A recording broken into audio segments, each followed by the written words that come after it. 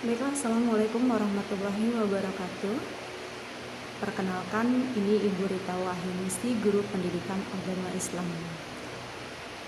Apa kabar semuanya? Semoga senantiasa kita dalam lindungan Allah Subhanahu wa Ta'ala dan dalam keadaan sehat. Hari ini Ibu Rita akan mengajarkan tentang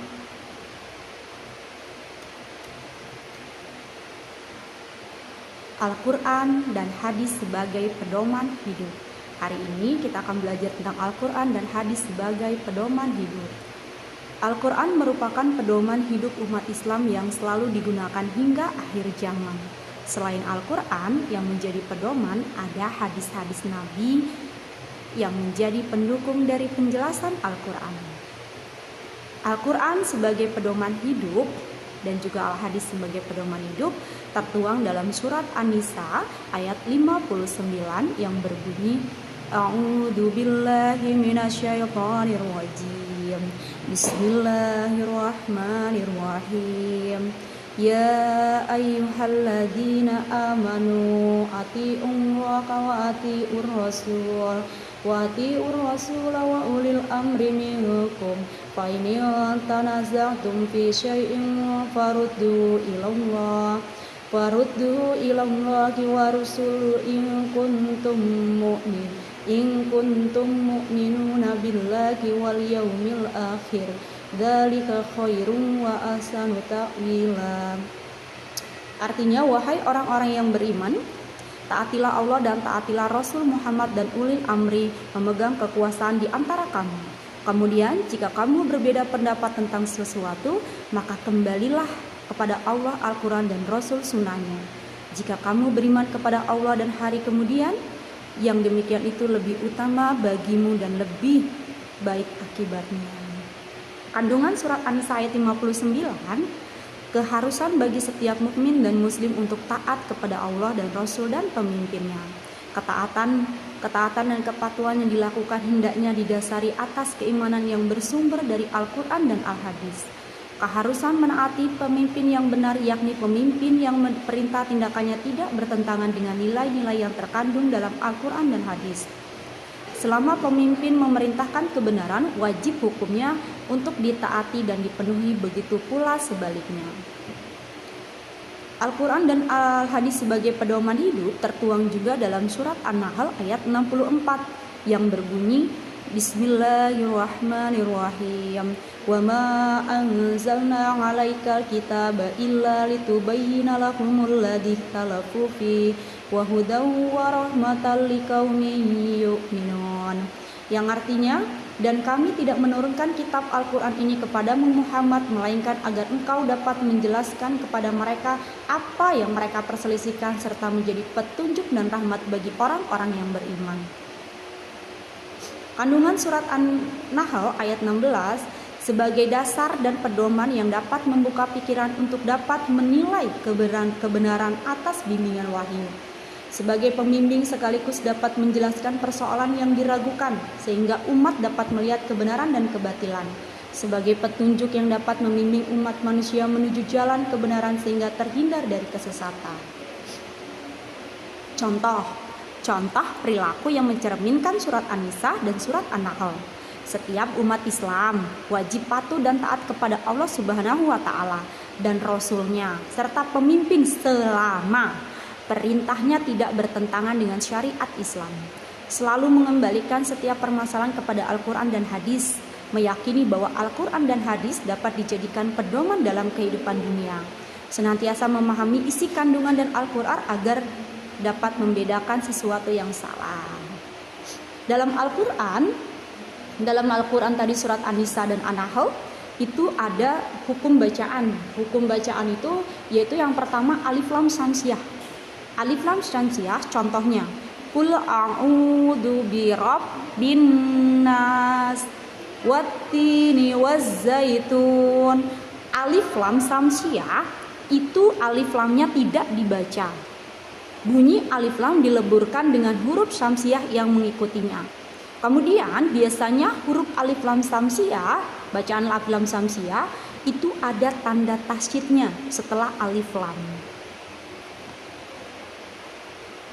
Contoh alif lam qamariyah. Tadi kita sudah belajar alif lam samsiyah, sekarang alif lam qamariyah. Alif lam qamariyah yang pertama contohnya alhamdulillahirabbil alamin. Alhamdulillahirabbil alamin. Min syarril waswasil khannas. Nah, beda kan?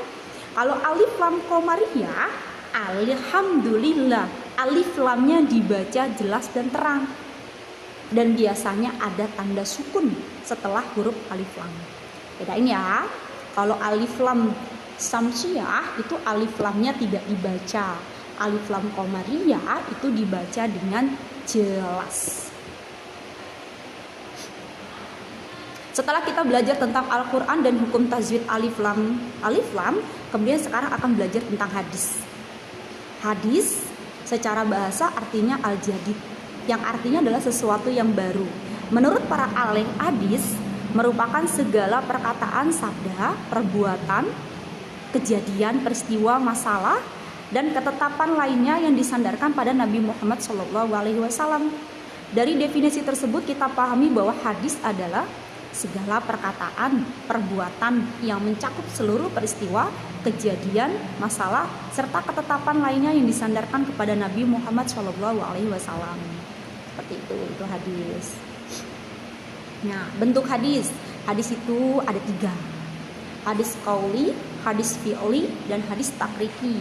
Hadis qauli, hadis yang berisi tentang segala perkataan Nabi Muhammad SAW berupa tuntutan dan bentuk syara, peristiwa-peristiwa kisah-kisah baik yang berkaitan dengan aspek akidah, syariah maupun akhlak. Itu hadis qauli ya, berkaitan dengan akidah, syariah maupun akhlak. Sementara hadis fi'li, hadis yang berisi tentang perbuatan Rasulullah SAW yang pada saat itu menjadi panutan para sahabat Nabi dan semuanya manusia mengikutinya. Kemudian hadis takri, hadis yang berupa ketetapan Nabi Muhammad SAW terhadap apa yang datang atau yang dikemukakan oleh para sahabatnya, dan selanjutnya Nabi sendiri beliau membiarkan atau mendiamkan perbuatan tersebut tanpa menyampaikan penegasan apakah beliau membenarkan atau salah. Ini contohnya biasanya kalau hadis takrik itu kayak Nabi Muhammad pernah makan kelinci, karena sahabat Nabi pernah makan kelinci ya. Sahabat Nabi pernah makan kelinci, tapi beliau tidak makan, tetapi tidak melarang sahabat tersebut untuk memakannya. Jadi diperbolehkan intinya, tapi Nabi Muhammad tidak mengerjakannya.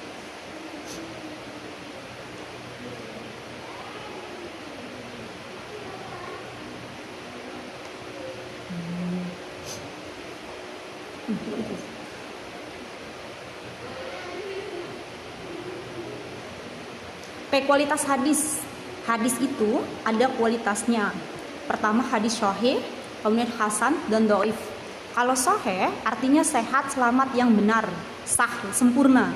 Biasanya hadis yang sehat, hadis selamat itu sebagian ulama berpendapat bahwa hadis sahih ini hadis langsung dari Nabi Muhammad, bersandarkan kepada Nabi Muhammad SAW.